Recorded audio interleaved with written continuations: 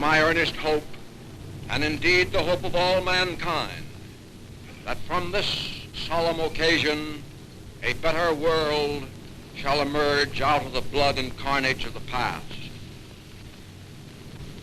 I now invite the representatives of the Emperor of Japan and the Japanese government and the Japanese Imperial General Headquarters to sign the instrument of surrender at the places indicated.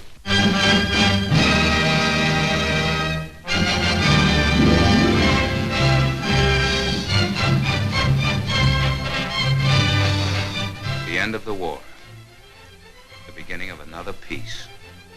Peace, if we can solve the problem of 70 million Japanese people. Here's where we clinch our victory or we muff it. Here's our job in Japan. What does a conquering army do with 70 million people? What does a conquering army do with the family of the Japanese soldier? Fathers,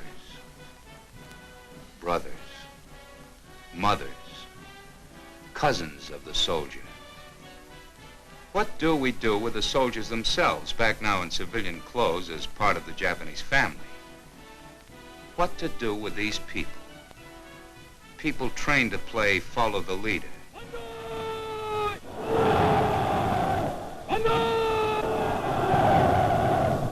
People trained to follow blindly wherever their leaders led them. People who were led into waging a war so disgusting, so revolting, so obscene, that it turned the stomach of the entire civilized world. What do we do with the Japanese people when the military leaders they followed are gone? They can still make trouble. Or they can make sense. We have decided to make sure they make sense. And that job starts here. Our problem's in the brain inside of the Japanese head. There are 70 million of these in Japan. Physically no different than any other brains in the world. Actually all made of exactly the same stuff as ours. These brains, like our brains, can do good things or bad things, all depending on the kind of ideas that are put inside. This kid starts life with the same brain as any other kid. None of them was ever born with a dangerous idea.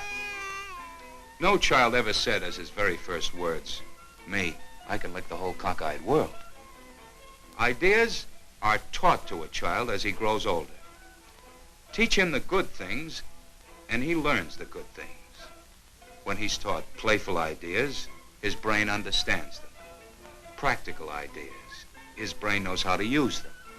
Artistic ideas, his brain can enjoy them. When he's taught geometry, geography, or geology, he learns them. He can understand chemistry, architecture, engineering, law. Any sensible idea, any modern idea, the Japanese brain, like our brain, can learn when it is taught. And it was beginning to learn these things in an old, backward, superstitious country. While living in this setting, while living in a backward world, while still being taught the old-time stuff, the Japanese brain was starting to learn the new. And it might have made sense, except for one thing. This group had plans. Plans for themselves and plans for the Japanese brain.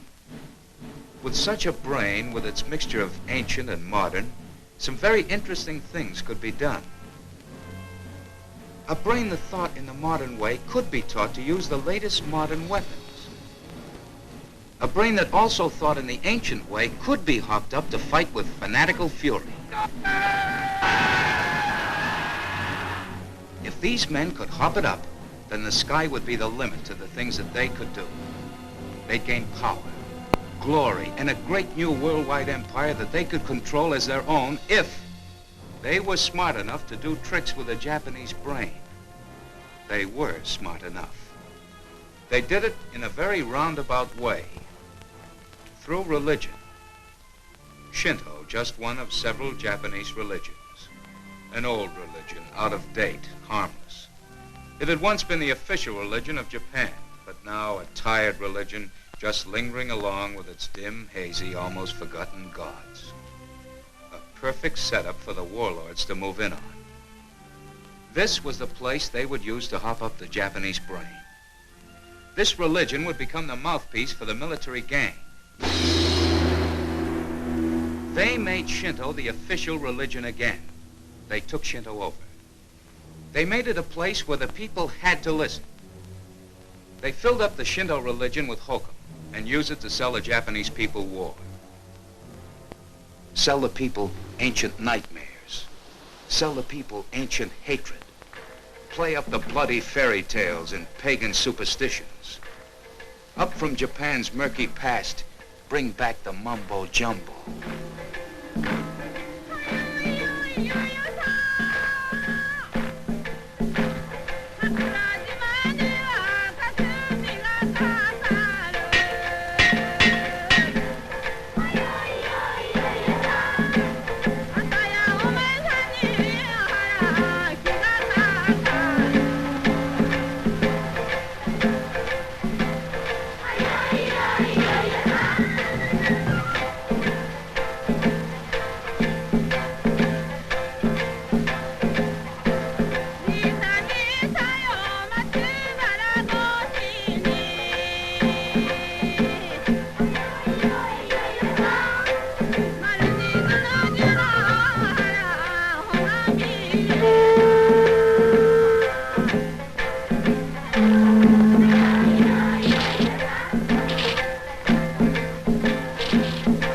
Steam up the emotions of the modern Japanese. That was the warlord's business.